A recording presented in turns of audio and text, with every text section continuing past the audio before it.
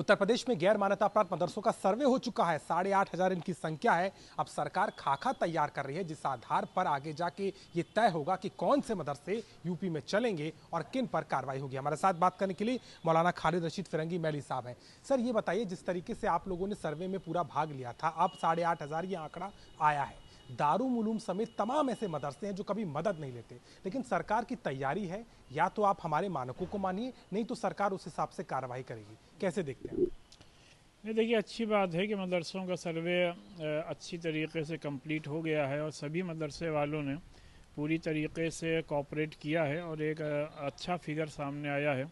इससे ये बात ज़ाहिर हो गई है कि मदरसे पूरे स्टेट में एजुकेशन को प्रमोट करने के लिए कितनी अहम अपनी ज़िम्मेदारी को अदा कर रहे हैं।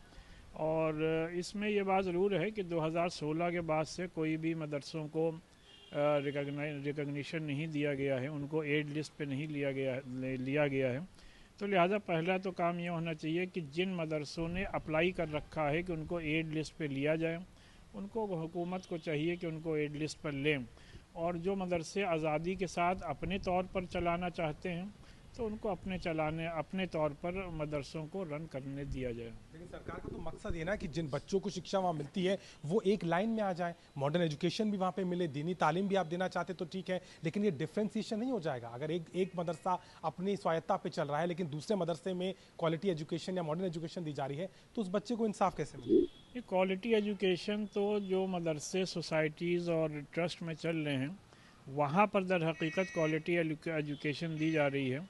और अगर हम ये नहीं कह रहे हैं कि दूसरे मदरसों में नहीं दी जा रही है, और ऑलरेडी मैं ये बात अर्ज़ कर चुका हूँ कि जो मदरसे हम लोग अपने तौर पे चला रहे हैं वहाँ पर भी मॉडर्न एजुकेशन से रिलेटेड ऑलरेडी सब्जेक्ट्स पढ़ाए जा रहे हैं। इसके बावजूद भी हम लोगों के दरवाजे हमेशा पॉजिटिव सजेशंस के लिए खुले हैं। सरकार ने एक बात और साफ की है कि जो मदरसे पाठ्यक्रम को लेकर के संजीदा नहीं होंगे, जहां पर इंफ्रास्ट्रक्चर वो नहीं है, क्योंकि एक चाइल्ड वायलेशन का भी एक मामला सामने आया था, सरकार वहां कार्रवाई करेगी। आपको लगता है कि दारुल उलूम समेत तमाम जो मदरसे हैं उनको साथ देना चाहिए सरकार? नहीं, हम लोग यहाँ मदरसों में बड़े बड़े स्कूल और कॉलेजेस के कंपैरिजन में ज़्यादा अच्छा इंफ्रास्ट्रक्चर है, ज़्यादा अच्छा स्टैंडर्ड है।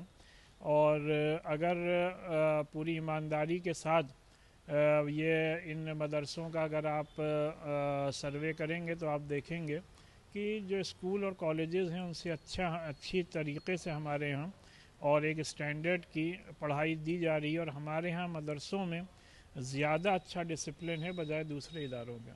ज़कात से जो पैसा आता है, जो मदद से पैसा आता है, उसके आधार पर ही मदरसों में काम होता है, लेकिन सरकार चाहती है कि एक ट्रांसपेरेंसी होनी चाहिए। आपको लगता है कि ये सारे आंकड़े, ये सारी बातें मदरसे इस हालत में हैं कि सरकार के सामने रख सके, या इस पर नहीं, पब्लिक डोनेशन से सब मदरसे चलते हैं और ये वो मदरसे हैं जो कि हुकूमत से कोई मदद या एड नहीं लेते हैं, बल्कि पब्लिक डोनेशन से अपने तौर पर ये मदरसे चल रहे हैं। और इसमें बाकायदा सिलेबस है, उसी सिलेबस के तहत पढ़ाई दी जा रही है। सर्वे हो चुका है, अब सरकार की आगे कार्रवाई की तैयारी है, प्रेजेंटेशन होगा और उसके आधार पर कैटेगराइज करके अब आगे कार्रवाई की जाएगी। क्या आपको लगता है ये कार्रवाई ज़रूरी है, और आपको क्या लगता है सरकार का क्या रुख होना चाहिए मदरसों को लेकर? नहीं, कार्रवाई की इसमें जाहिर सी बात है कोई बात नहीं है, क्योंकि जब तमाम मदरसे मुल्क के कानून के तहत, मुल्क के दायरे के तहत, आर्टिकल 30 के तहत, ट्रस्ट और सोसाइटीज़ एक्ट के तहत चलाए जा रहे हैं, तो जाहिर सी बात इसमें कहीं पर भी कोई भी कानून का वायलेशन नहीं हो रहा है। जहाँ तक ट्रांसपेरेंसी का सवाल है तो हम लोग के ऑलरेडी जो हम लोग अपने यहाँ पढ़ाते हैं उसके सिलेबस प्रिंटेड फॉर्म में मौजूद हैं, उसी के तहत पढ़ाई जा रही है। जहाँ तक फंडिंग का एजुकेशन दी जा रही है, जहाँ तक फंडिंग का सवाल है, सोर्स ऑफ फंडिंग का है, तो पहले बात अर्ज कर दी जा चुकी है कि ऑलरेडी पब्लिक डोनेशन से, ज़कात और चंदे से ये मदरसे चलते हैं। इन मदरसों में बाकायदा ऑडिटिंग भी होती है, पूरे अकाउंट्स भी रखे जाते हैं और properly as per the law of the land maintain किए जाते हैं। कुछ नेता हैं जो लगातार कह रहे हैं कि सरकार अगर मदद करना चाहती तो एफिलिएशन दे। आप भी इस मांग पर रहते हैं कि क्या एफिलिएशन देकर के इसका समाधान होगा, या जो मदरसे अनएफिलेटेड हैं उन्हें छोड़ दिया जाए? नहीं, जिन मदरसों ने ऑलरेडी गवर्नमेंट में पहले से अप्लाई कर रखा है कि उनको एड लिस्ट पे लिया जाए, उनको एफिलिएट किया जाए, उनको ज़रूर एफिलिएशन दिया जाना चाहिए। और जो लोग अपने तौर पे मदरसे चला रहे हैं उसमें भी कोई इंटरफेरेंस नहीं होना चाहिए।